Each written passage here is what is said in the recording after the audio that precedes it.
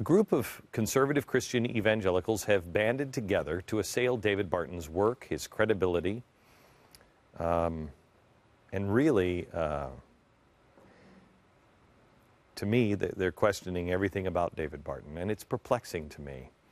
It's perplexing to me because I know David Barton, and most of these men do as well. And it has perplexed me for a while as to why this is happening. I think I have some answers, but I think it's healthier for us to assume that the motives behind this campaign, and that's what it is, a campaign against one of America's most respected people, are decent and pure.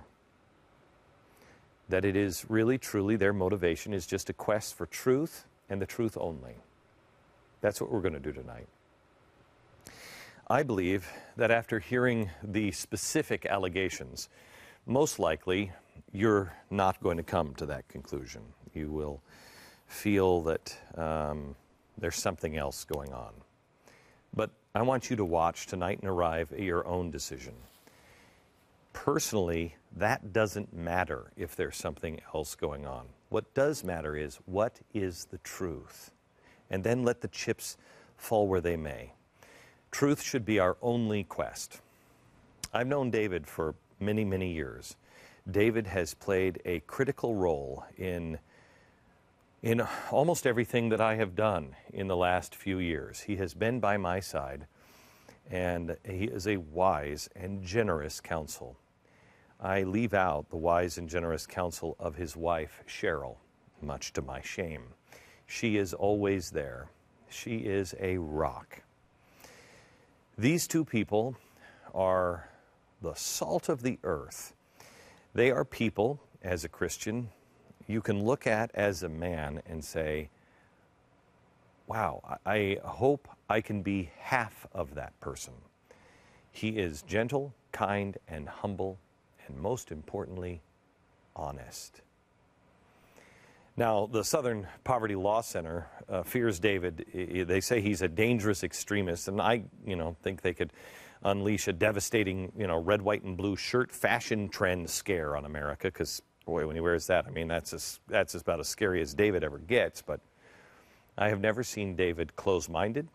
I've never seen him close-minded to people or opinions or conclusions contrary to his own. He is a seeker and a searcher.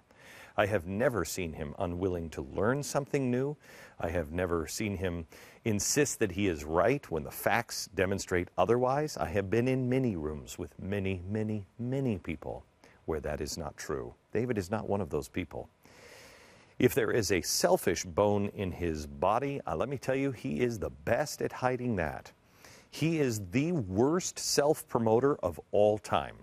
I remember when the Jefferson Lies came out, which is the book we're going to discuss tonight, I had offered to write the foreword for it. And some time had gone by, and I asked one of my producers, when's that David Barton book come out? And they checked, and they found out that it had been out for a week already. Where have you been, Glenn? Busy, but still talking to David Barton. I had no idea that it had been released, even though I had spoken to David that week. He never asked me to promote his book. He has never asked me to promote anything. Here or at Fox, on the radio, nothing, ever, period. Almost no one in my life has ever done that. And I say almost, I mean, I want to say that so I can add my wife to the list. Everybody has an angle. David does not.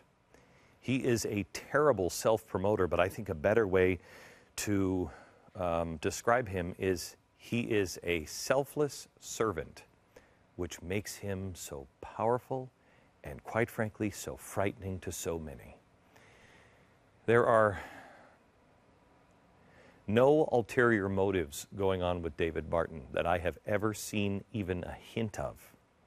I insist he comes on the program because I believe it is critical for Americans to hear this man speak. I believe David Barton is one of the most important voices, if not the most important voice in America today.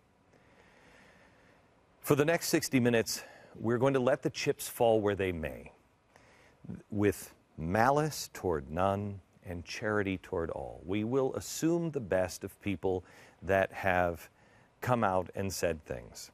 We will be firm, but I am going to ask David to explain some of these charges. The tagline for this network is "The truth has no agenda," because God has no agenda. David is here to respond tonight to all of the comments and accusations being made about him. About 4 months ago, I got a visit in my office from a friend who said I needed to help David Barton.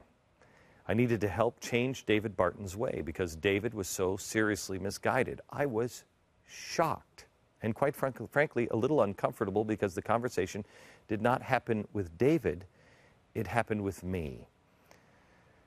I would be uncomfortable if one of my friends came to somebody else instead of me. I called David right after, and I said, David, you know, this is going on. I didn't think he needed saving, but I expressed a concern of another friend. I thought it was pretty much over. Then, at the Restoring Love event, there were meetings that were going on. And right after the event, I received a letter from a prominent Christian that had just unleashed on David. In this letter, they claimed, quote, David was not trustworthy in his treatment of the founders and the circumstances surrounding the founding of America, and therefore they could, quote, not depend on any work being done by wall builders, end quote. This letter explained how fearful they were of David's, quote, potentially damaging work gaining in popularity, end quote. This letter cited Michelle Bachmann's embarrassing statement during her presidential campaign, which was provided by David Barton as evidence of this fear. I have to tell you something. That statement was about the founders' views on slavery and the 3/5 clause. At the time, if you are a listener of my radio program, I came out in defense of Michelle Bachmann. I didn't know that that fact had come from David Barton at the time, but I defended Michelle because what she was trying to say was 100% correct. She just presented it poorly. In their research into David's facts, they found, quote, serious critiques that came, not surprisingly, and I am quoting, mostly from left-wing blogs. No. But, they argued, just because something is said by leftists doesn't mean it's not true. That's true. That's fair. That's fair enough. But just because a Christian leader says it doesn't mean it's true either. Just because a professor says it, it doesn't mean it's true either. Just because a guy on television says it doesn't make it true. The list of complaints and accusations and arguments goes into several things. And David will answer many or most of them tonight if we have time. I have great respect for David Barton, but I have more respect for the truth. The one thing that is definitely true is a good man is being smeared.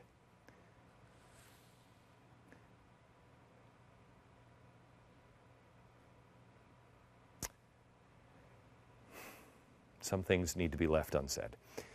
David lost his contract with his book. And I am going to point out this publisher, Thomas Nelson. They should be embarrassed.